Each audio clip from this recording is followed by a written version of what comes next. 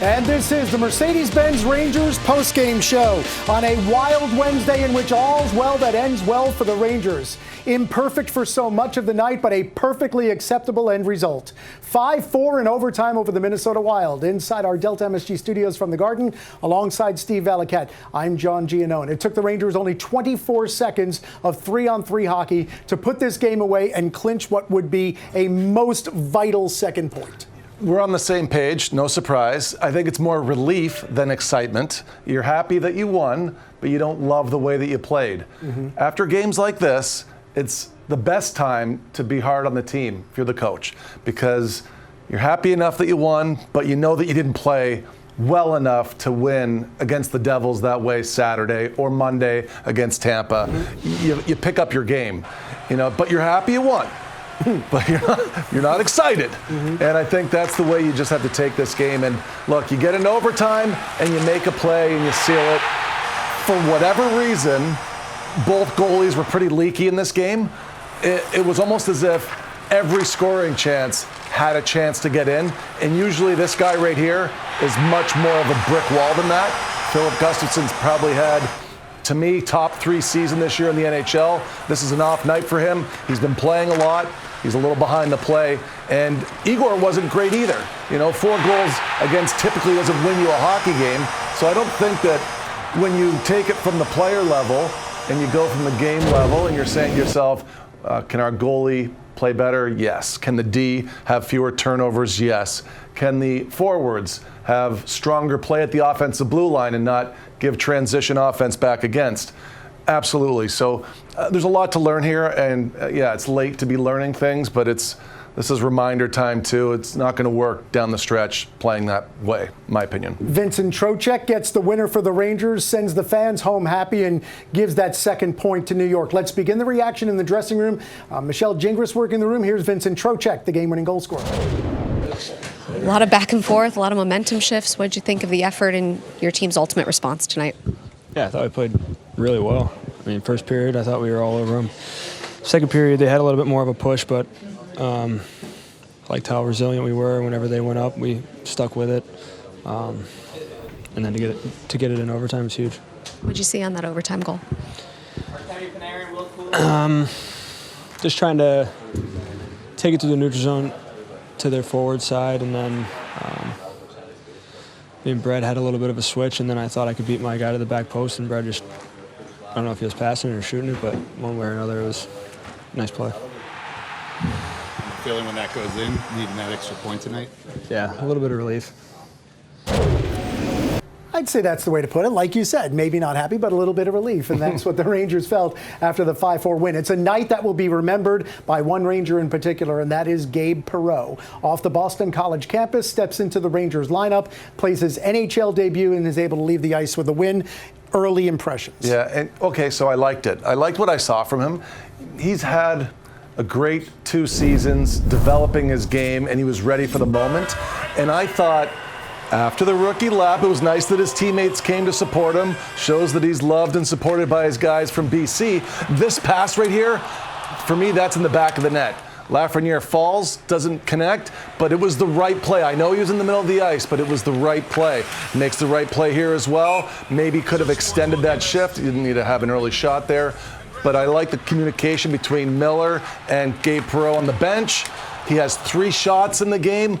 He was physical enough. It looked to me like he was comfortable out there, John. It's not every game that you're going to see a guy come in first game and be a game changer.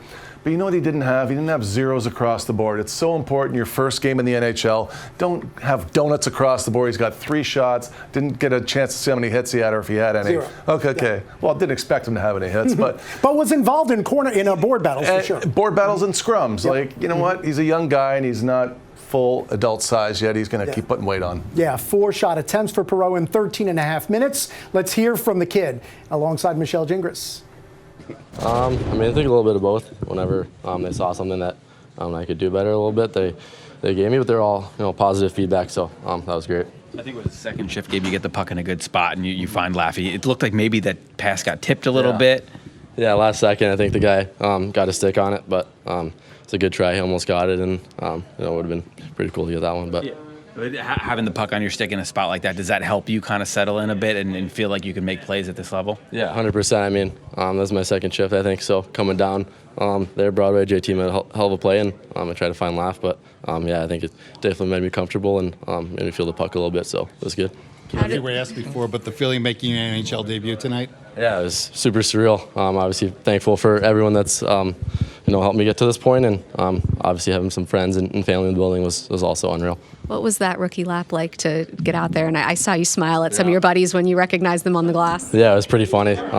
Seeing all of them on the glass, they were pretty excited. But no, it was super cool. Obviously, a little bit nervous going into it, but once that got done, I kind of settled in for the rest of the warm-ups, and after my first shift, that was good, like I said. Yeah, it felt like your comfort certainly grew just as the game went on. Just what did you notice as the biggest adjustment out there just from the start? Yeah, I think definitely the pace of play, not as much time and space, and like I said, I think I made some good plays out there, and obviously a couple things that I can clean up, but I thought it was good overall. Okay, 2 more. I know you spoke about Kreider this morning, but you had a couple of looks with Johnny Brodzinski there in the power play, and I saw you kind of hanging around him in warm-ups. What has he been like for you so far in the other couple of days? Yeah, he's been great, kind of taking me under his wing, trying to help me as much as he can, and obviously, it's good to have a guy like that makes you feel comfortable that you can go talk to at any time. And what was the communication like with your line mates tonight? I saw you talking with them extensively at times, but just what was the feedback like? It was great. Like I said, it was all positive feedback. They were great. JT and both Laugh for supporting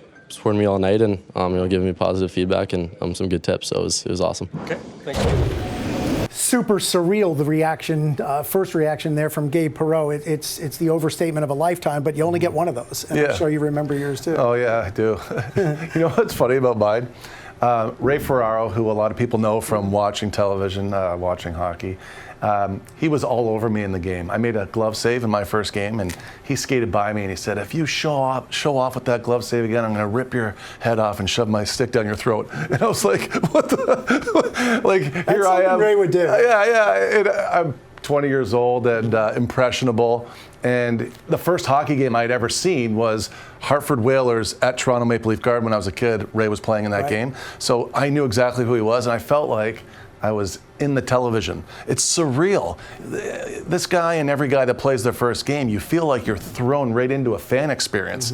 And you've got to get over it quick because you're out there and you could potentially take a beating. Yeah, it was pretty cool to watch Gabe Perreault on the blue line during the national anthem, just kind of looking around and absorbing it all. And it was right after the Stephen McDonald Extra Effort Award was handed out tonight. And what a night it was for Will Cuylle. The Stephen McDonald Extra Effort Award presented by Northwell, official healthcare partner of the New York Rangers. And Will Cuylle, a most deserved winner of this award. Seeing the McDonald family again was just wonderful. Here's Will Cuylle after the game. Yeah, I think, I'm proud of myself. I think,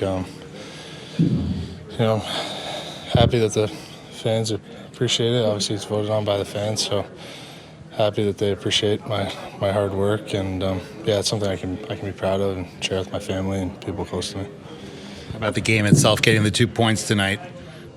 Yeah, it was huge. Obviously, big goal in OT there. All the points matter, especially this point in the season and the standings, so that was a big one. What did you think of just the response? So many momentum shifts back and forth, and just the resiliency you guys kind of continued to show. Yeah, it was good. I mean, like you said, lots of back and forth. I thought we had the edge most of the game, and just waiting bounces to come our way. But I thought we were pretty good all game, to be honest, and we just stuck with it right till the end. What's the feeling on the bench when you see that puck go in overtime? Happy. I'm excited. Happy to get the win. I feel like Artemi just raises his game at this time of year. Yeah, I think, he's been a great player for us all year, and I think especially lately he's been huge for us. It feels like he scores like every game or every other game. So, he's obviously a huge part of our team, and if he's playing well, we're all following his lead. So here's how it looks as the night ends in the Eastern Conference. Rangers back even in points with the Montreal Canadiens. Of course, Montreal has played one fewer game. They will play that game tomorrow against the Boston Bruins. So we'll see where the Rangers are after that. But they move ahead of the Columbus Blue Jackets. Rangers now back even, and you see that cut line right between them and the Montreal Canadiens. And Will Cuylle, we kind of figured by about game 10 of this season that he had all of the ingredients for a Stephen McDonald winner. You bet. I remember being in the room, and before the game, everybody knows that it's about to be announced. And we had a room one year where it could have been Pruka, could have been Callahan, could have been Dubinsky, but guys all want this. That's the one thing you need to know, is that guys want this badly. What is better than being recognized as the hardest worker and having the Stephen McDonald tag attached to your name? Right. Like, it's the highest honor. The guys, I bet if you asked a player, would you rather be MVP or the Stephen McDonald Award winner? Guys would say the McDonald, because it's hard work. It's something that, you want to be recognized And for. as you heard Will Cuylle say, it's voted on by the fans. It's a source of pride, and as he said, something he can share with his family and those closest to him. And it's that kind of feeling when you win that award. So congratulations to Will Cuylle.